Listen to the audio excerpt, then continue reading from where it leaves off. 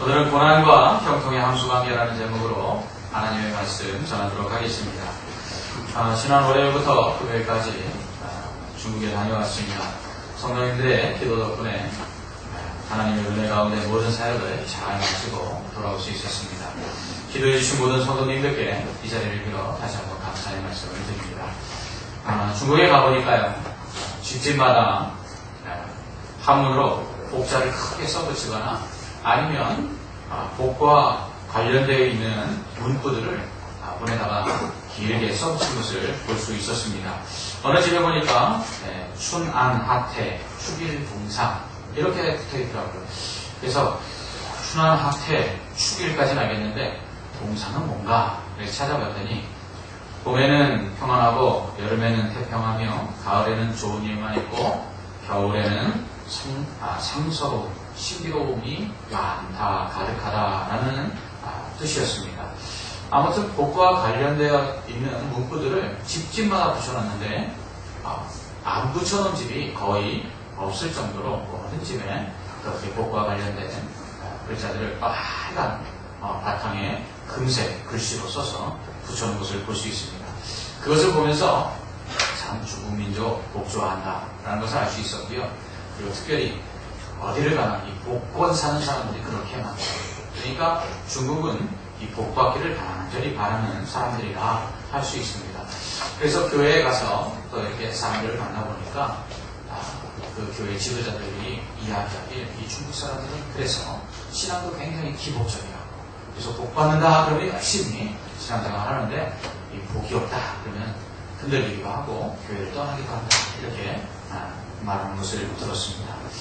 비단 복 좋아하는 것이 중국 사람뿐이겠습니까? 다른 말로 이야기한다면 사람들은 다 복을 받기를 원하고 또 성공하기를 원합니다. 소설가 엄광용 씨가 쓴 성공하는 사람들에게는 이유가 있다라는 제목의 책이 있습니다. 엄광용 씨의 말대로 한다면 성공하기를 원하는 사람이면 누구든지 성공할 만한 이유가 있어야 성공할 수 있다라는 이야기가 됩니다. 그렇다면 성공하는 사람들에게는 성공할 만한 어떠한 이유들이 있을까요?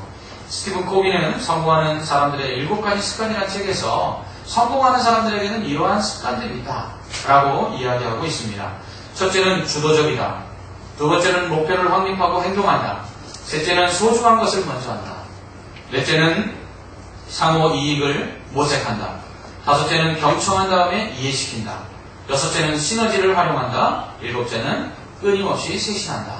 이러한 7가지 습관들이 바로 사람들의 성공을 가져온다고 그는 말하고 있습니다. 반대로 성공하지 못하는 사람들에게도 성공하지 못하는 이유가 있다고 말합니다. 첫 번째, 명확한 꿈이 없다. 둘째, 더 나아지려는 의욕이 없다. 셋째, 주위에 성공한 사람이 없다. 넷째, 자기 훈련이 부족하다. 다섯째, 인내심이 부족하다. 여섯째, 우유부단하다. 일곱째, 지나치게 조심스럽다. 여덟째, 주변에 부정적인 사람이 너무 많다. 아홉째, 집중력이 부족하다. 10번째, 늘 잘못된 선택을 한다. 여러분은 어떻습니까? 여러분 안에는 성공할 만한 이유가 더 많습니까? 아니면 제가 말씀드린 또 다른 성공하지 못하는 이유들이 더 많이 있습니까? 오늘 읽은 창세기 39장부터 나오는 다시 시작되는 요셉의 이야기에는 요셉의 성공과 실패가 기록되어 있습니다. 그렇다면 요셉의 성공의 원인은 무엇이고 또 실패의 원인은 무엇일까요? 어떻게 하면 요셉처럼 성공하고 어떻게 하면 요셉처럼 실패하지 않을 수 있을까요? 먼저 창세기 39장은 요셉이 형들의 미움으로 미디안 상인들에게 팔린 후에 애굽의 왕 바로의 친위대장인 오디반의 집에 팔려가는 이야기로부터 시작되고 있습니다. 야곱의 사랑을 독차지하고 자신의 잘못을 아버지에게 일러바치는 요셉이 미웠던 형들은 드디어 요셉에게 복수할 수 있는 날이 찾아왔습니다. 그래서 아버지의 심부름으로 자신들을 찾아온 이 요셉을 죽이기로 결의합니다. 하지만 르벤 큰아들의 중재로 죽이지는 않고 유다가 죽이는 것 대신에 차라리 파는 게 어떻겠느냐라는 말을 듣고 미디안 상인들에게 팝니다. 이렇게 미디안 상인들의 손에 팔린 이 요셉은 애굽으로 내려와서 바로의 친위대장인 보디발의 집에 종으로 팔리게 됩니다. 아버지의 사랑을 독차지하며 채색 옷을 입고 살던 이 요셉이 바로 아침에 부모를 떠나 형들의 손에 팔려 종이 되고 만 것입니다. 어떤 사람들 잘 살다가 집안이 갑자기 어려워지면 굉장히 힘들어합니다. 그런 상황들을 쉽게 이겨내지 못하는 경우들을 보게 됩니다.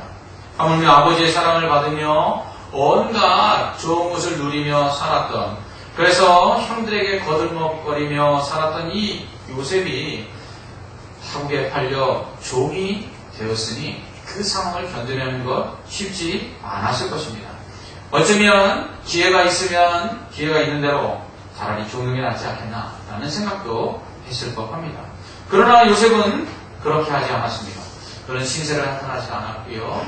또한 자신의 상황을 비관하지도 않았습니다. 그는 그 상황을 그대로 받아들였습니다. 아버지의 사랑 가운데 자신이 형들의 그 미움을 받아 종으로 팔려가서 애국 땅에서 이제 처량한 종의 신세가 된 그 상황을 아버지의 사랑을 받으며 형들의 잘못을 일러바치며 자기가 꿈꾸는 대로 형들에게 자랑하는 이 천방지축 소년이 어떻게 그것을 견뎌낼 수 있었을까요? 그것은 전적인 하나님의 은혜 때문이었습니다. 그는 자신과 함께 하신 하나님을 경험하였습니다. 하나님은 그에게 은혜를 베풀어 주셨습니다. 은혜가 있으면 모든 것을 이길 수 있습니다. 하나님이 함께 하심을 체험하면 모든 상황 가운데 흔들리지 않을 수 있습니다. 이처럼 내게 일어난 상황 변화에 따라 좌지우지되는 것이 아니라 그러한 상황 변화에도 흔들리지 않는 굳건함이 바로 믿음입니다. 믿음의 사람은 어떤 경우에도 삶을 지나치게 비관하거나 좌절해서는 안 됩니다. 오히려 그러한 상황들을 이겨내는 믿음이 있어야 합니다. 이런 사람들에게 하나님은 오히려 은혜를 베풀어 주시고 이런 사람들과 함께 하시는 것입니다. 성도들에게는 이러한 하나님의 은혜가 필요합니다. 2절 말씀을 보십시오. 여호와께서 요셉과 함께 하심으로 라고 말씀합니다. 하나님은 요셉과 함께 하신 것처럼 우리와도 늘 함께 하십니다. 요셉이 특별해서가 아닙니다. 하나님께서 요셉과 함께 하심을 통해서 우리와 함께 하신다는 것을 보여주고 계신 것입니다. 하나님은 연약하지만 특별하지 않지만 그러나 믿음을 가진 우리와 늘 함께 하시는 줄 믿으시기 바랍니다. 하나님의 이름 중에 여호와 삼마라는 것이 있습니다. 하나님 우리와 함께 하신다, 우리와 함께 동거하신다는 뜻입니다. 예수님이 탄생하실 때 천사 가브리엘은 그 이름을 임마누엘이라 하리라 라고 말했습니다. 이는 하나님이 우리와 함께 하신다는 뜻입니다. 예수님께서 부활하셔서 승천하신 후에 보혜사 성령을 보내주셨습니다. 그 성령은 우리 안에 내주하시면서 우리와 함께 하시며 우리를 돕고 계십니다. 이처럼 성부 하나님은 여호와 샴마의 하나님이십니다. 또한 성자 예수님은 임마누엘의 하나님이십니다. 또 성령님은 우리 안에 내주하시며 우리를 도우시는 보혜사이십니다. 그러므로 삼위일체 하나님은 우리와 함께 하시며 우리를 도우시는 분이심을 믿으시기 바랍니다. 이렇게 하나님께서 요셉과 함께 하심으로 그가 형통하는 자가 됩니다. 하나님이 함께 하시면 형통하는 자가 될 줄 믿습니다. 요셉의 성공의 비결은 바로 하나님의 함께 하심이었습니다. 요셉의 성공의 비결은 하나님의 은혜였습니다. 지난주 이 설교에서 말씀드린 것처럼 예수 그리스도가 유다의 가문에서 태어나도록 하시기 위해서, 그래서 유다와 그의 며느리 다말과 그리고 그 사이에서 태어난 베레스를 구원하셔서 그 자손으로 예수 그리스도가 태어나기 위해서 흉년 가운데 그들을 구원하기 위해 요셉이 애굽의 총리가 되었다고 말씀하셨습니다. 이처럼 그리스도를 위하여 사는 자들에게 하나님은 함께 하시고 그리스도를 위하여 사는 자들에게 형통의 복을 주시는 줄 믿습니다. 그러므로 우리가 예수를 믿고 그리스도를 위하여 살 때 결국 하나님께서는 우리를 다시금 회복시키시고 성공하게 하시고 높이시는 줄 믿으시기 바랍니다. 그러므로 우리의 성공의 목적이 무엇인지 다시 한번 점검해 봐야 합니다. 나 자신의 명예와 나 자신의 부를 위해서인지 아니면 그리스도를 위해서인지 우리는 다시 한번 점검해 봐야 합니다. 우리가 우리 자신을 위해서가 아니라 그리스도를 위해서, 주를 위하여 하나님께 영광 돌리기 위해서 성공하고자 그리고 높아지고자 원할 때 하나님은 그러한 것들을 우리에게 허락해 주시고 우리에게 은혜를 베풀어 주시며 우리와 함께 하실 줄 믿습니다. 그러므로 그리스도를 위하여 애굽의 총리가 되도록 하나님께서는 요셉을 택하셨고 그리고 그와 함께 하셨고 그에게 은혜를 베풀어 주신 것입니다. 이것을 또한 보디발이 보게 됩니다. 보디발이 요셉을 보니까 하나님의 은혜가 있어서 날마다 그 하나님들이 잘 됩니다. 그래서 이 요셉에게 일을 맡기면 그 모든 일들이 잘 되겠구나 이렇게 생각해서는 보디발이 요셉을 가정 총무로 삼습니다. 이것을 성경은 하나님께서 보디발을 통해서 요셉이 은혜를 받게 하셨다 이렇게 말씀하고 있습니다. 여러분 살면서 누구를 만나느냐가 참 중요합니다. 영웅은 시대를 잘 타고나야 한다는 말이 있습니다. 이것은 스스로 뛰어나다고 영웅이 되는 것이 아니라 그 사람의 능력을 알아봐주는 사람을 만났을 때에 영웅이 될 수 있다는 것입니다. 아무리 뛰어난 사람이라도 그를 알아봐주는 사람을 만나지 못하면 그는 날개를 펼 수가 없습니다. 하나님은 요셉으로 하여금 형통하게 하셨을 뿐만 아니라 그 요셉의 형통케 하시는 하나님의 은혜를 보고 요셉을 인정하여 그를 가정총무로 삼는 보디발을 만나게 하신 것입니다. 그래서 가정총무가 되어 그 보디발의 집에 일들을 돌아보게 됩니다. 가정총무는 비록 종이지만 시골은 종이지만 주인이 그 모든 소유를 맡겨서 관리하고 운영하도록 하는 사람입니다. 그리고 청직이죠. 주인 못지않은 권세를 가지고 있는 것입니다. 비록 시골은 종이지만 주인 못지않은 권세를 그가 가지고 있는 것입니다. 하나님께서 이렇게 보디발로 하여금 은혜를 입어 가정총무가 되게 하신 요셉에게 가정총무가 된 이후부터 더 큰 은혜를 주십니다. 그래서 요셉이 모든 일을 돌아볼 때마다 하나님께서 잘 되게 하심으로 보디발의 집과 그리고 그 모든 소유물에 그리고 밭에 하나님의 복이 임합니다. 그러니까 보디발이 요셉 때문에 더 큰 복을 받게 되는 것입니다. 여러분 우리에게는 이러한 요셉과 같은 복이 있어야 될 줄 믿습니다. 모든 성도들이 요셉과 같은 복을 받기를 주님의 이름으로 축원합니다. 그래서 여러분들이 몸담고 있는 곳, 그것이 가정이든 그것이 직장이든 그것이 사업장이든 그것이 교회이든 그리고 어떤 조직이든지 여러분이 믿는 자든지 믿지 않는 자든지 여러분이 함께하는 그 모든 곳에 여러분으로 인하여 하나님의 복이 임하기를 주님의 이름으로 축원합니다. 그래서 여러분 때문에 또한 우리 교회가 그렇게 복을 받게 되기를 간절히 소망합니다. 또한 요셉과 같은 자들을 만나는 은혜가 여러분에게 있기를 다시 한번 주님의 이름으로 축원합니다. 그래서 여러분의 사업장에 여러분의 또 직장에 요셉과 같이 하나님이 함께 하셔서 형통하게 하시는 자가 들어와서 그로 인하여 여러분의 사업이 여러분의 직장이 복을 받게 되기를 간절히 소망합니다. 어제 결혼식이 있었어요. 믿지 않는 불신 며느리지만 이제 믿는 가정에 들어와서 예수 믿기로 하고 결혼 전서부터 신앙생활을 이제 시작하게 되었습니다. 그 자매를 놓고 이렇게 기도하면서 제가 그런 기도를 참 많이 드렸습니다. 하나님, 믿지 않는 루시지만 믿음의 시어머니 나오미에게 와서 어머니의 하나님이 나의 하나님이 되고 어머니의 백성이 나의 백성이 되기를 원합니다 라고 고백한 것처럼 믿음의 가문에 들어와서 믿음의 며느리로 아름답게 성장해서 룻과 같이 그 가문을 그리스도의 가문으로 만드는 복을 받게 하여 주시옵소서. 아버지가 축복을 해주었습니다. 그렇습니다. 어떤 사람이 들어오느냐에 따라서 그 집이 달라지죠. 그래서 우리 가정에 들어오는 며느리나 사위 모든 이들이 이처럼 요셉과 같이 복을 가지고 들어오는 그런 복의 근원 되기를 다시 한번 주님의 이름으로 축원합니다. 이처럼 하나님께서 함께하사 요셉에게 은혜를 베푸심으로 요셉이 하는 모든 일들이 형통하여 보디발의 집이 요셉 때문에 또한 복을 받게 됩니다. 이때부터 이제 어찌 보면 요셉의 고난은 끝나는 것처럼 보입니다. 가정 총무도 되겠다. 또한 보디발이 모든 소유물과 그리고 모든 재산을 그에게 맡겨겠다. 이제 승승장구 그의 고난은 끝난 것처럼 보입니다. 그러나 곧 그에게 큰 위기가 닥쳐옵니다. 오히려 성공은 잠시뿐이었고 더 깊은 고난의 바닥으로 그가 떨어지고 맙니다. 성경은 요셉의 용모가 빼어나고 아름답다고 말하고 있습니다. 아마 지금으로 말하면 길거리를 지나가면 아마 그 길거리에서 캐스팅이 될 만큼 미소년이었던 것 같습니다. 그런 요셉을 눈여겨본 사람이 있었습니다. 그것은 다름 아닌 주인 보디발의 아내였습니다.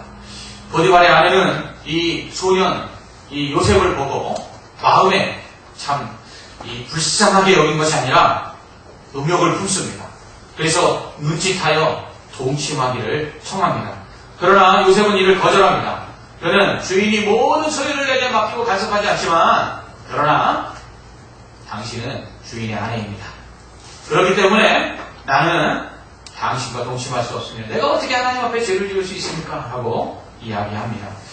요셉의 이러한 보디발의 청을 거절하는 모습을 통해서 우리는 요셉에게서 다음과 같은 모습을 볼 수 있습니다. 첫째는 그의 겸손입니다. 그는 자신의 직무의 한계를 분명히 알고 있었습니다. 모든 것을 다 맡겼기 때문에 나는 이 집안에서 큰 자입니다. 나보다 높은 사람은 주인 외에는 없습니다. 그러나 당신은 주인의 아내입니다. 그렇기 때문에 당신은 나의 주인입니다. 그런데 내가 어떻게 당신과 잠을 잘 수가 있겠습니까? 하고 그 선을 넘지 않습니다. 여러분, 하나님께서 복을 주시면 그 복을 받은 사람들 가운데 쉽게 교만해지는 사람을 흔히 볼 수가 있습니다. 그래서 자신이 넘지 말아야 될 선을 넘는 경우들을 보게 됩니다. 여러분, 하나님께서 은혜를 주시고 복을 주셨을 때 우리가 해야 할 일은 겸손입니다. 그래서 우리의 분수를 앓고 넘지 말아야 될 선을 넘어서는 안 됩니다. 요셉이 만약 자신이 가정총무라는 그 제한된 선을 넘어서 주인의 아내인 보디발의 아내와 잠을 잤다면 그는 어떻게 되겠을까요? 그는 범죄했고 또한 하나님 앞에서 큰 벌을 받았을 것입니다. 이처럼 하나님께 복을 받는 자는 늘 언제나 겸손해야 합니다. 그리고 자신의 선을 넘지 말아야 합니다.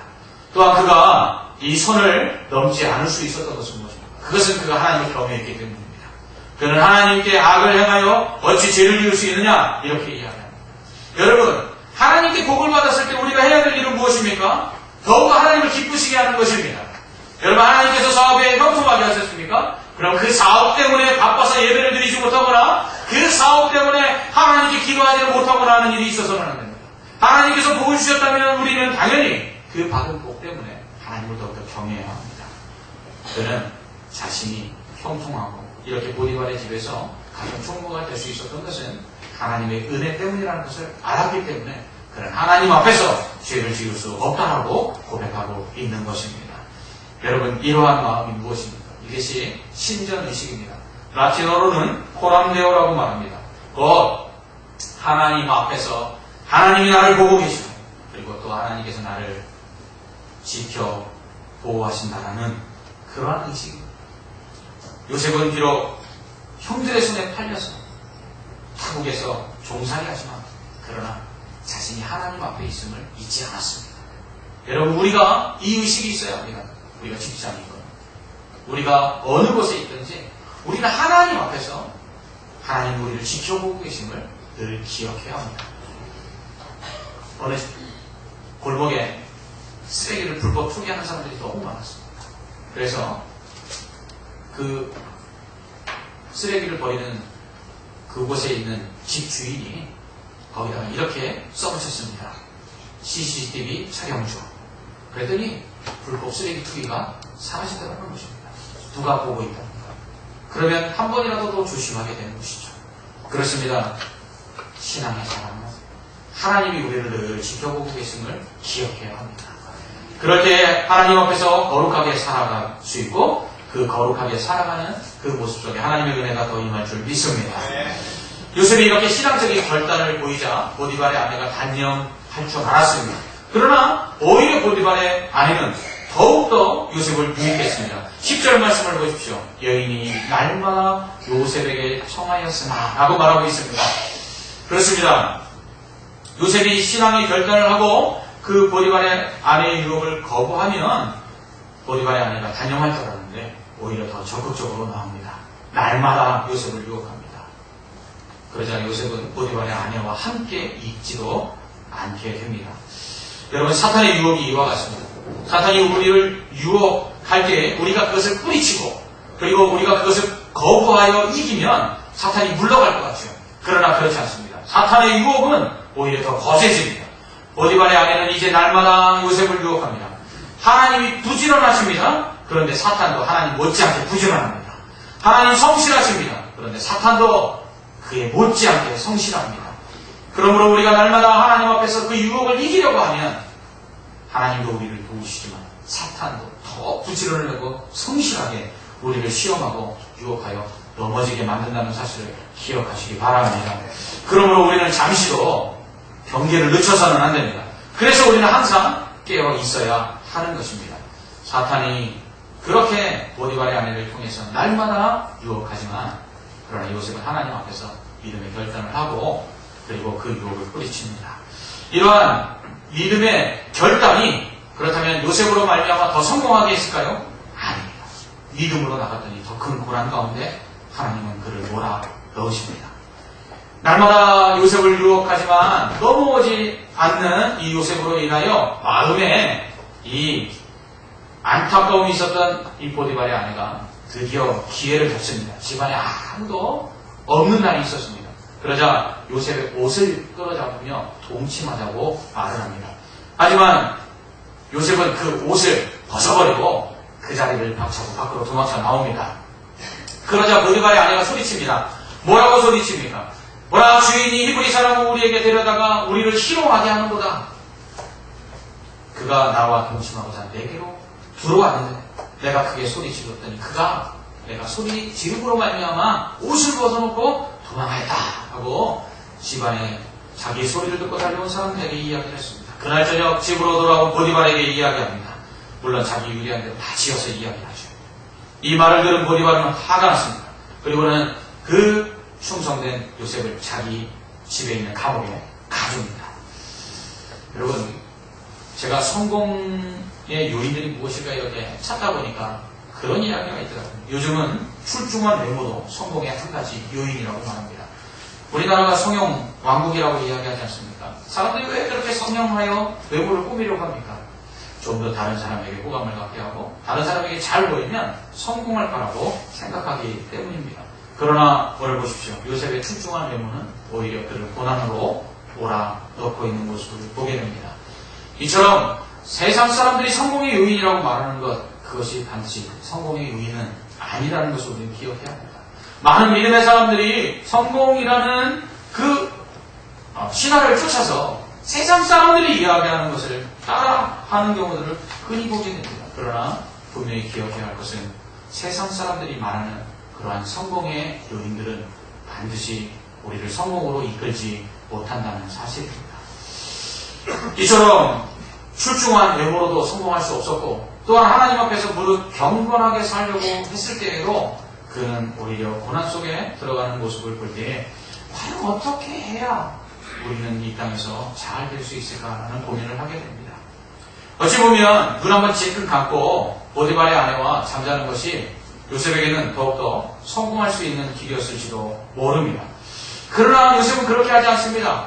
오히려 하나님을 경외하고 그리고 죄와 타협하지 않았습니다. 세상에서 보면 믿는다고 하지만 적당히 죄와 타협하고 세상과 타협하는 사람들이 잘 되는 것을 보게 됩니다. 오히려 그런 사람들이 이득을 얻게 되는 경우들을 보게 됩니다. 그런 모습을 보면서 믿음을 지켜나간다는 것이 과연 무슨 의미가 있을까? 그런 갈등을 겪을 때가 종종 있습니다. 이처럼 창세기 39장은 요셉이 믿음을 지킴으로 인해서 성공한 것이 아니라 오히려 더 큰 고난을 받게 된 모습을 기록하고 있습니다. 물론 창세기 39장 1절로부터 6절까지는 요셉의 형편도 기록되어 있습니다. 그렇지만 그것은 잠시뿐이고 창세기 39장 후반 7절 이후에는 여기 당하는 고난만 기록되어 있습니다. 이렇게 본다면 이런 생각이 들죠. 과연 믿음을 지킬 필요가 있을까? 하나님을 경외하면 하나님께서 복을 주셔야 되는데 하나님을 경외한다는 것이 과연 꼭 성공할 수 있는 길일까? 오히려 하나님께서 예수 잘 믿고 또 성실하게 죄와 싸워 이기면 하나님 복을 주셔야 되는데 왜 요셉에게 이런 고난을 주실까?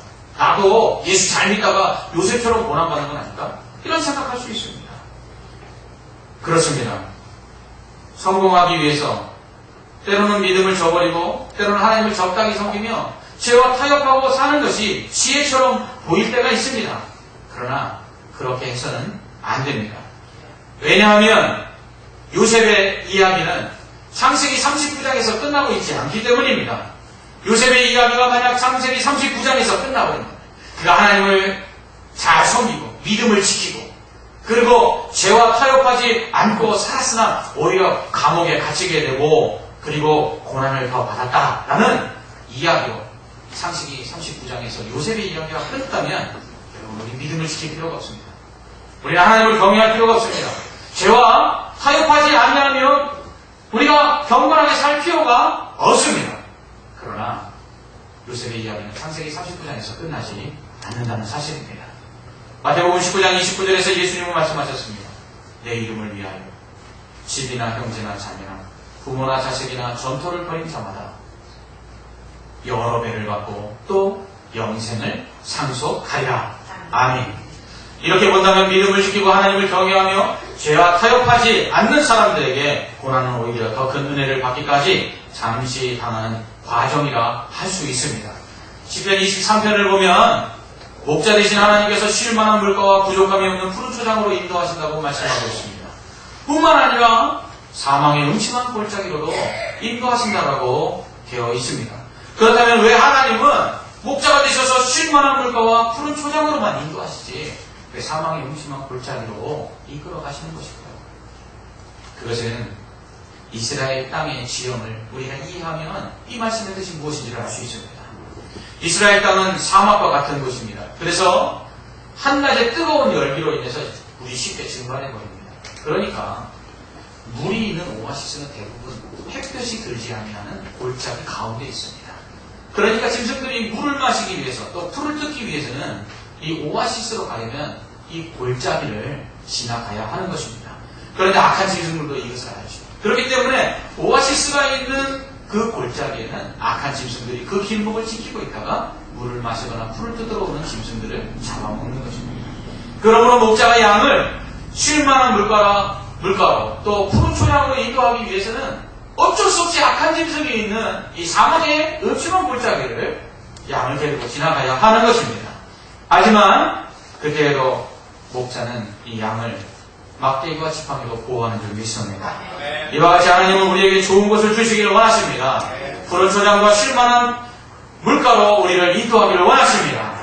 그런데 그곳으로 가려면 고난의 골짜기를 건너가야 하는 것입니다.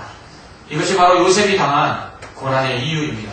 더 큰 은혜를 주시기 위해서 요셉이 애굽의 총리가 되도록 하시기 위해서 거쳐야 될 과정으로서 그를 감옥에 보내신 것입니다.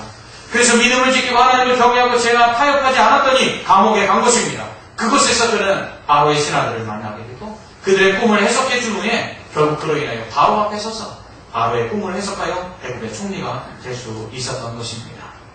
이렇게 본다면 성도에게 고난은 형통과 별 차이가 없다는 것입니다. 따로 떼어놓고 보면 고난은 고난입니다. 형통은 형통입니다. 창세기 39장 1절부터 6절까지 일어난 사건을 보면 요셉의 형통입니다. 그러나 7절 이후에 일어난 사건을 보면 요셉의 시련과 고난입니다. 그렇습니다. 이처럼 우리가 당하는 고난을 따로 떼어놓으면 그것은 고난일 수밖에 없습니다. 우리가 당하는 형통을 따로 떼어놓고 보면 그것은 형통일 수밖에 없습니다. 그러나 그 사건은 따로따로 있는 사건이 아니라 하나로 연결되어 있다는 것을 우리는 기억해야 합니다. 창세기 39장에서 감옥에 간 이 요셉은 창세기 40장까지 감옥에 머물러 있습니다. 그러나 창세기 41장에서 그는 바로 앞에 서서 바로의 꿈을 해석하고 결국 애굽의 총리가 됩니다. 이처럼 우리의 인생도 어떠한 한 페이지로 되어 있지만 그 페이지가 다 연결되어 있는 하나의 책과 같습니다. 우리의 인생은 연속과 같습니다. 한 사건 떼어보면 고난이요, 또 즐거워요, 고통이지만 또 한 사건 떼어보면 즐거움이요, 감사요, 기쁨이지만 그러나 그 모든 것들은 하나로 연결되어 있다는 것입니다. 그래서 고난만 있는 인생은 없습니다. 고통만 있는 인생은 없습니다. 즐거움만 있는 인생은 없습니다. 모든 인생은 고난과 고통이 함께 반복되는 연속과 같은 것입니다. 요셉의 이야기는 창세기 39장에서 끝나지 않습니다. 우리의 이야기도 이와 같습니다. 우리의 고난, 우리의 고통, 우리 인생에서 당하는 이 불행의 이야기는 그것으로 우리의 인생이 끝난다고 말하고 있지 않습니다. 요셉에게 남아있는 이야기가 있는 것처럼 우리에게도 남아있는 이야기가 있습니다. 물론 창세기 39장을 읽다가 뛰어넘어 창세기 41장을 미리 펼쳐볼 수 있듯이 우리 인생 가운데 지금 고난당하고 있는 가운데 우리 인생의 고난 뒤에 있을 또 다른 페이지를 미리 넘겨볼 수 있다면 얼마나 좋을까요? 그렇다면 아마 지금 당하고 있는 고난을 쉽게 이겨낼 수 있을지도 모릅니다. 그러나 인생은 미리 보기가 안 된다는 것입니다. 우리 인생은 지금 당하고 있는 고난, 그 고난 속에서만 고난을 보게 되고 형통하게 되면 형통 가운데서만 그것을 볼 수밖에 없습니다. 그러나 오늘 요셉의 이야기를 통해서 우리는 우리 인생에 고난 뒤에 있을 또 다른 이야기들을 미리 보고 있는 것입니다. 오늘 요셉의 이야기는 우리에게 고난과 형통이 연속될 뿐만 아니라 이것이 동의어임을 우리에게 말씀하고 있는 것입니다. 어떻게 고난과 형통이 동의어일 수 있습니까? 반의어라면 모를까? 고난과 형통이 반대말이라면 모를까? 어떻게 같은 말이라고 할 수 있습니까? 어떻게 형통 속에 고난이 포함되어 있을 수 있습니까? 형통하는데 고난이 포함되어 있는 형통이라면 그것이 형통이라고 말할 수 있습니까? 그런데 이것이 신비입니다. 하나님은 고난과 형통을 동의어라고 말씀하고 있습니다. 저는 사실 아직까지도 이 말씀을 잘 이해할 수가 없습니다. 어떻게 고난과 그리고 형통이 같은 말일까? 제가 지금까지 살아오는 삶 속에서 저도 참 어렸을 때부터 많은 고통들을 당했습니다. 그 고통들을 당하는 가운데에서는 정말 내 인생이 너무 힘들었습니다. 그러나 지금 그러한 고난들을 이겨내고 잠시 주시는 평안인지 모르지만 지금 평안 가운데 거하면서 제가 알 수 있는 것은 고난 다음에 하나님이 형통을 주시고 또한 형통 다음에 고난을 주신다 할지라도 우리의 인생은 고난으로만 끝나지도 아니하고 또한 형통으로만 끝나지도 않는다는 사실. 저는 이것이 왜 반복되는지 잘 알 수 없지만 그러나 보면 제가 알고 있는 것은 우리의 인생은 이러한 고난과 형통의 반복 속에 결국 고난으로 끝나지 않는다는 사실입니다. 바울은 주를 위하여 믿음을 지키고 하나님을 경외하며 죄와 타협하지 않을 때 무릇 경건하게 살고자 할 때에 더 큰 고난을 받았습니다. 그러나 고난 뒤에 그는 좋게 그 고난과 비교할 수 없는 영광을 얻었습니다. 믿음을 지키고 하나님을 경외하며 죄와 타협하지 않으므로 고난을 받고 계십니까?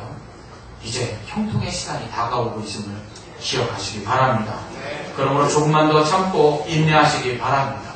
우리 인생의 이야기는 고난의 페이지로 끝나지 않기 때문입니다. 지금은 미리 볼 수 없지만 그러나 그 고난의 페이지를 넘기고 나면 요셉과 같은 형통의 페이지가 우리에게 펼쳐질 줄 믿습니다. 하나님은 반드시 요셉처럼 믿음을 지키고 고난 가운데서 유혹을 이겨내며 하나님을 경외하는 자에게 하나님은 함께 하십니다.